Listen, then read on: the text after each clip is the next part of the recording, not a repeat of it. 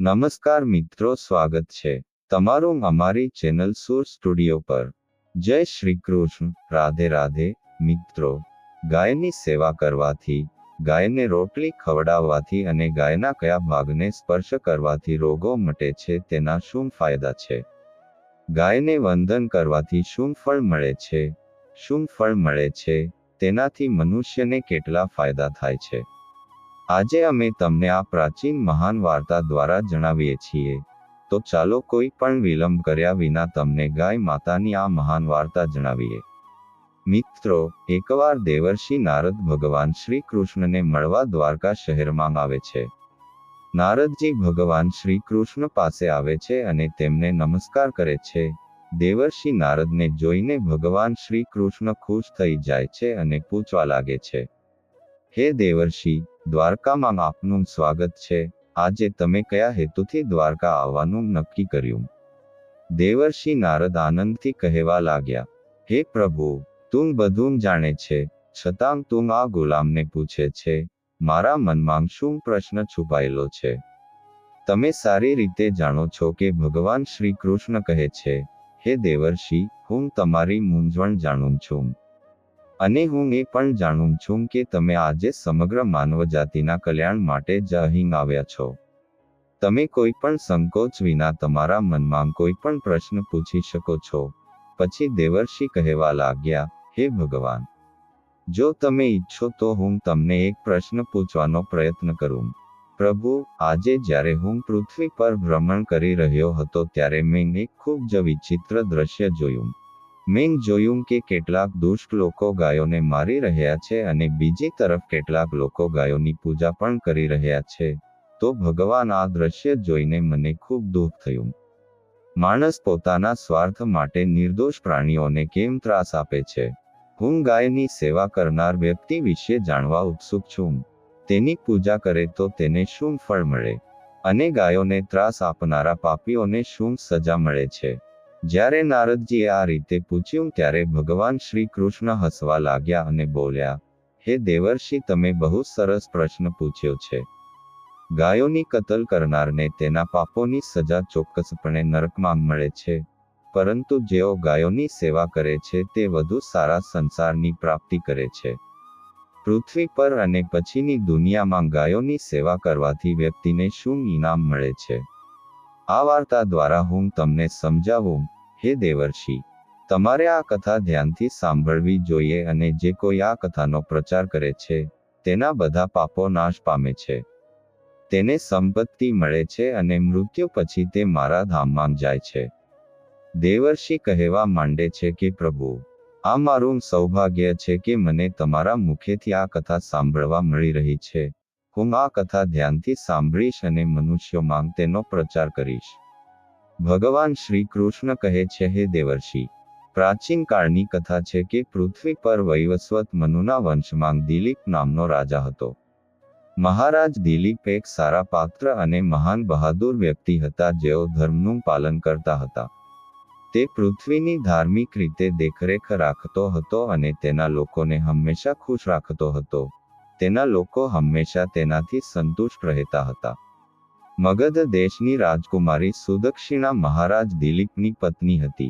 મહારાજા દિલીપ અને રાણી સુદક્ષિણા સુખેથી રહેવા લાગ્યા, પરંતુ ઘણા વર્ષો પછી પણ રાણીને કોઈ સંતાન ન થયું। પછી મહારાજ દિલીપ એકલા બેઠા અને વિચારવા લાગ્યા કે મેં ક્યારેય કોઈ પાપ કર્યું નથી અને મેં મારા દરેક કામ હંમેશા ધર્મના માર્ગે ચાલીને કર્યા છે। તેમ છતાં મારી કોઈ ભૂલને લીધે હું સંતાન પ્રાપ્ત કરી શકતો નથી। આ વિચારીને તે ખૂબ જ ચિંતિત થઈ ગયો અને પછી તેના મનમાં એક વિચાર આવ્યો કે માત્ર ગુરુ વશિષ્ઠજી જ આ સમસ્યાનો ઉકેલ લાવી શકે છે। ફક્ત તે જ મને મારા દોષો વિશે જણાવશે અને મને પુત્ર પ્રાપ્તિનો કોઈ ઉપાય જણાવશે। એમ વિચારીને મહારાજ દિલીપ તેમની પત્ની સાથે ગુરુ વશિષ્ઠના આશ્રમ પહોંચ્યા। વશિષ્ઠજી તેમના રોજિંદા કામ, ધ્યાન વગેરે પૂર્ણ કરીને આશ્રમમાં તેમની પત્ની અરુંધતી સાથે બેઠા હતા। તે જ સમયે મહારાજ દિલીપ તેની સાથે રાણી પાસે જાય છે અને તેના દર્શન કરે છે। વશિષ્ઠજીએ મહારાજ દિલીપનું સ્વાગત કર્યું અને તેમની પત્ની અરુંધતીએ રાણીનું સ્વાગત કર્યું. તેમની સુખાકારી વિશે પૂછ્યું અને તેમને આશીર્વાદ આપ્યા. વશિષ્ઠજી મહારાજ દિલીપને કહેવા લાગ્યા કે હે રાજા, બધું બરાબર છે, પણ આજે અચાનક તારી અને રાણી જંગલમાં મારી ઝૂંપડીમાં આવવાનો હેતુ શું છે? એક મહાન સમ્રાટને પોતાનું રાજ્ય છોડીને આ જંગલમાં કેમ આવવું પડ્યું? ઇક્ષ્વાકુ કુળના તમામ રાજાઓ પુત્રોને જન્મ આપીને અને તેમના રાજ્ય તેમને સોંપીને તપસ્યા કરવા માટે વનમાં આવે છે. પણ તમે હજી યુવાન છો, તમે હમણાં જ રાજ્યનો હવાલો સંભાળ્યો છે અને તમે હજી પુત્રને જન્મ આપ્યો નથી. તો પછી તમે તમારું રાજ્ય છોડીને જંગલમાં કેમ ગયા? તમારા જેવા મહાન સમ્રાટને આ શોભતું નથી. ત્યારે મહારાજ દિલીપ કહે, હે મહર્ષિ, હું તમારી પાસે તપસ્યા કરવા નથી આવ્યો. ગુરુદેવ, હું તમારી પાસે મદદ માંગવાના હેતુથી આવ્યો છું. કૃપા કરીને મને મદદ કરો. હું ખૂબ પીડામાં છું. ત્યારે મહર્ષિ વશિષ્ઠ કહે છે, હે રાજા, તમારા જેવા મહાન સમ્રાટને શા માટે મદદની જરૂર છે? તમે પોતે જ દરેકનું રક્ષણ કરવા અને મદદ કરવા સક્ષમ છો. મહારાજ દિલીપ કહે, ગુરુદેવ, હું તમારી પાસે એ જાણવા આવ્યો છું કે કયા દોષથી મને હજુ પુત્ર નથી મળ્યો. કૃપા કરીને તમારી દૈવી શક્તિથી જાણો અને મને મારા દોષ જણાવો, અને તે દોષ દૂર કરવાનો ઉપાય પણ જણાવો. પુત્ર વિના મારું જીવન અર્થહીન બની જશે અને મને મોક્ષ નહીં મળે. ત્યારે મહર્ષિ વશિષ્ઠ કહે છે, હે રાજા, આ આશ્ચર્યની વાત છે. હું તમને ચોક્કસ મદદ કરીશ.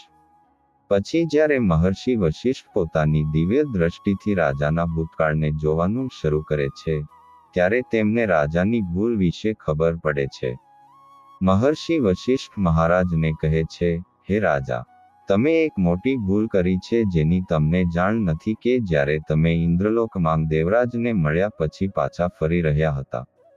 પછી તમે રસ્તામાં એક કલ્પવૃક્ષ નીચે ઉભેલી ગાય અને તેના વાછરડાને અવગણ્યા. તે ગાય અને તેનું વાછરડું ખૂબ જ ભૂખ્યું હતું અને તે કામધેનુ ગાયને ન તો ખવડાવી અને ન તો તેને નમસ્કાર કર્યા. તે ગાય પણ તારી મદદ માંગી પણ તું તારી ખુશીમાં ખોવાઈ ગયો અને તેમ ગાયનો પોકાર પણ સાંભળ્યો નહીં. તમારી કૃતજ્ઞતા જોઈને ગાય ખૂબ જ દુઃખી થઈ ગઈ અને તમને શ્રાપ આપ્યો. હે રાજા, જે વ્યક્તિ ગાયને દુઃખમાં જોઈને તેની મદદ નથી કરતો, જે ભૂખી માતા ગાયને ખવડાવતો નથી, તે મહાપાપ કરે છે.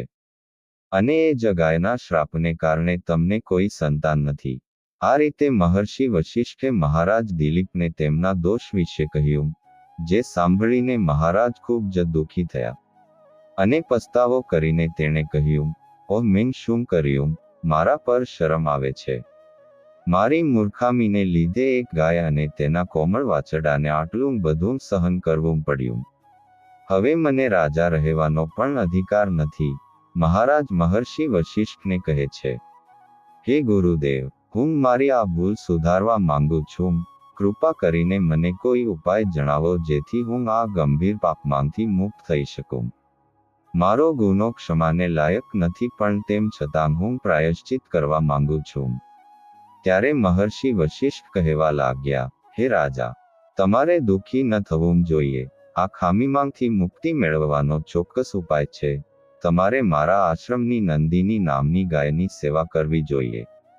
તે જ કામધેનુ ગાયની પુત્રી છે જેને તમે મદદ ન કરી. તમારી પત્ની સાથે મળીને તે ગાયની સેવા કરો અને તેની પૂજા કરો. તે તમને ચોક્કસપણે પુત્ર આપશે. ત્યારે બહારથી નંદિની ગાય આશ્રમમાં પ્રવેશે છે. તે ગાયને આવતા જોઈને મહર્ષિ વશિષ્ઠે કહ્યું, હે રાજા, જુઓ, આ નંદિની ગાય, જે ફક્ત સ્મરણ કરવાથી કલ્યાણ કરે છે, તે જાતે જ આવી છે. તમે ભાગ્યશાળી છો. આ ગાય તમારા દુઃખ ચોક્કસપણે દૂર કરશે. તમે આ નંદિની ગાયને જંગલમાં અનુસરીને તેની સેવા કરો.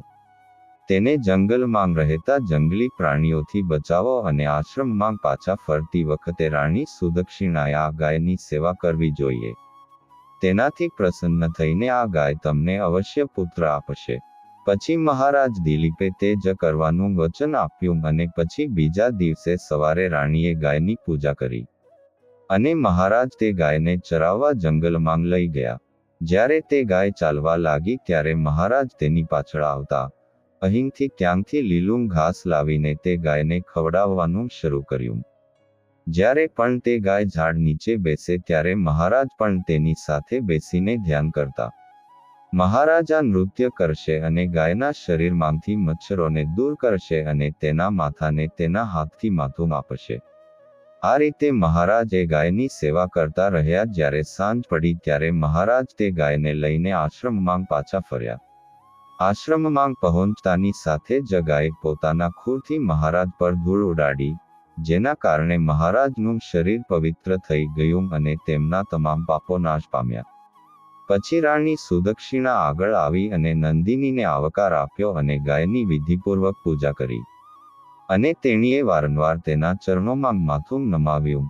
પછી ગાયની પરિક્રમા કરી અને હાથ જોડીને તેની સામે ઊભી રહી. પછી તે ગાયે તે રાણીની પૂજા સ્વીકારી અને રાણી પર નજર નાખીને તેના બધા દોષ દૂર થઈ ગયા.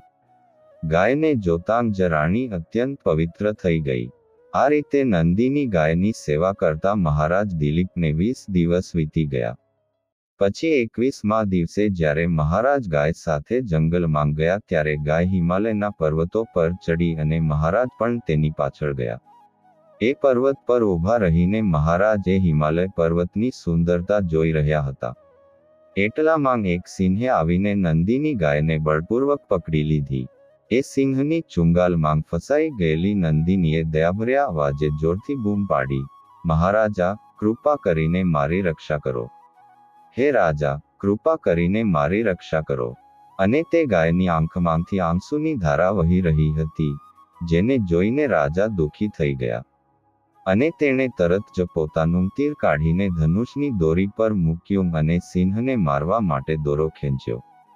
તે જ સમયે સિંહની નજર રાજા પર પડી અને સિંહની નજર વાંચતા જ રાજાનું શરીર સૂન થઈ ગયું. તેની શક્તિ ઓછી થઈ ગઈ અને તેની બધી શક્તિ નાશ પામી. જ્યારે તેની પાસે તે તીર છોડવાની પણ તાકાત રહી ન હતી, ત્યારે સિંહે રાજા સાથે બોલવાનું શરૂ કર્યું. રાજન, મારા પર હુમલો કરવાની તમારી શક્તિ નથી કારણ કે ભગવાન શિવ મારી પીઠ પર પગ રાખીને નંદી પર બિરાજમાન છે.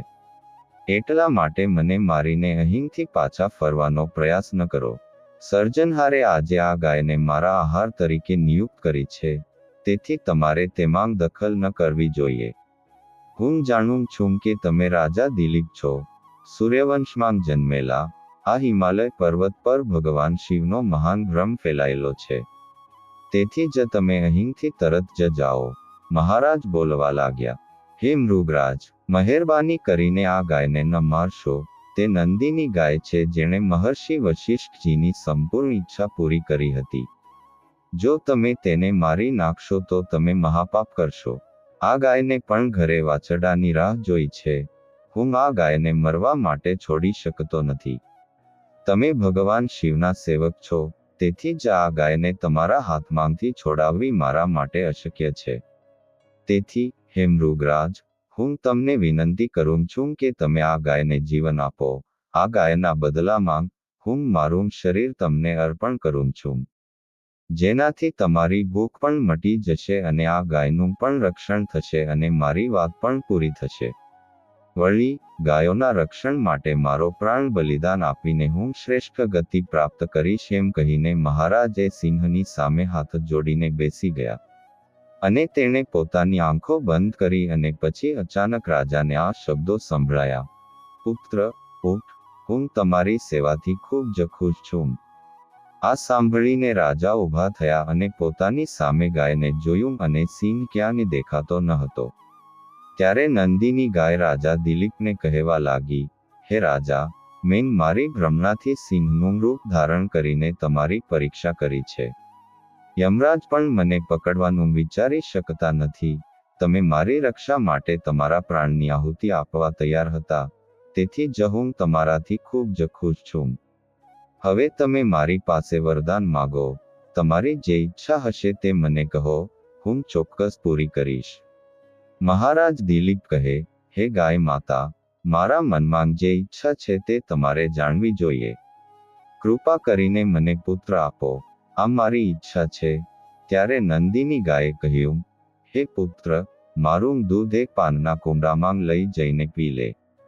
તેનાથી તમને ખૂબ જ બુદ્ધિશાળી અને પ્રતિભાશાળી પુત્ર મળશે. મહારાજ દિલીપ કહેવા લાગ્યા કે હે માતા, આ સમયે હું તમારી મધુર વાતો સાંભળીને જ તૃપ્ત થયો છું. હવે તમે મારી સાથે આશ્રમમાં આવો અને હું તમારી પૂજા કરીશ અને મારી વિધિઓ પૂર્ણ કરીશ અને અમૃત જેવું દૂધ પીશ. ત્યાર પછી મહારાજ દિલીપ તે ગાયને આશ્રમમાં લઈ ગયા. આશ્રમમાં પહોંચીને રાણી સુદક્ષિણા આગળ આવી અને ગાયની પૂજા કરી. પછી ગાયે કહ્યું, હે રાણી, કૃપા કરીને મારી પીઠને સ્પર્શ કરો. તેનાથી તમને ખૂબ જ પ્રતિભાશાળી, મજબૂત અને વિદ્વાન પુત્ર મળશે. પછી રાણીએ ગાયની પીઠનો સ્પર્શ કર્યો અને રાણીએ નિયત રીતે ગાયની પૂજા કરી અને તેઓનું અમૃત સમાન દૂધ પ્રસાદ તરીકે સ્વીકાર્યું. મહર્ષિ વશિષ્ઠ કહેવા લાગ્યા, હે રાજા, હવે આ ગાય તમારા બંનેથી ખુશ છે. તમારી મનોકામના અવશ્ય પૂરી થશે. જે કોઈ ગાયની સેવા કરે છે, તેને ચારો આપે છે અને તેની પરિક્રમા કરે છે. જે વ્યક્તિ ગાયની રક્ષા કરે છે તેને ક્યારેય કોઈ દુર્ભાગ્યનો સામનો કરવો પડતો નથી. મૃત્યુ પછી તે ગૌલોકમાં જાય છે. અને જે ભક્તિભાવથી ગાયનું દૂધ પીવે છે તેને ભગવાન શ્રી કૃષ્ણના રૂબરૂ દર્શન કરવાનો લહાવો મળે છે. જે ગાયની પીઠ પરના કુંડાને સ્પર્શ કરે છે તે તમામ રોગોથી મુક્ત રહે છે. તેના તમામ દોષો અને પાપોનો નાશ થાય છે. જે ગાયનું દાન કરે છે તે ગાયની પૂંછડી પકડીને વૈતરણી નદી પાર કરે છે. જે સ્ત્રી દરરોજ ગાયને રોટલી ખવડાવે છે તે ભાગ્યશાળી બને છે. ગાય તમામ પાપોનો નાશ કરનાર છે અને તમામ મનોકામનાઓ પૂર્ણ કરે છે. તેથી વ્યક્તિએ હંમેશા તેની રક્ષા કરવી જોઈએ, તેની પૂજા કરવી જોઈએ અને તેને ખવડાવવું જોઈએ. ફક્ત આ કરવાથી માણસને સર્વ ઐશ્વર્યની પ્રાપ્તિ થાય છે. તેમની દરિદ્રતા સમાપ્ત થાય છે અને પછી ભગવાન શ્રી કૃષ્ણ કહે છે કે હે દેવર્ષિ, આ રીતે મહારાજ દિલીપને ગાયની સેવા કરીને પુત્ર પ્રાપ્ત થયો, જેનું નામ રઘુ રાખવામાં આવ્યું, જેના નામથી આ પૃથ્વી પર સૂર્યવંશ પ્રસિદ્ધ થયો અને પાછળથી તેમનો વંશ રઘુવંશના નામથી પ્રખ્યાત થયો. તો મિત્રો, તમે પણ રોજ ગાયની સેવા કરો, દરરોજ ગાયને રોટલી ખવડાવો, ગાયનું રક્ષણ કરો.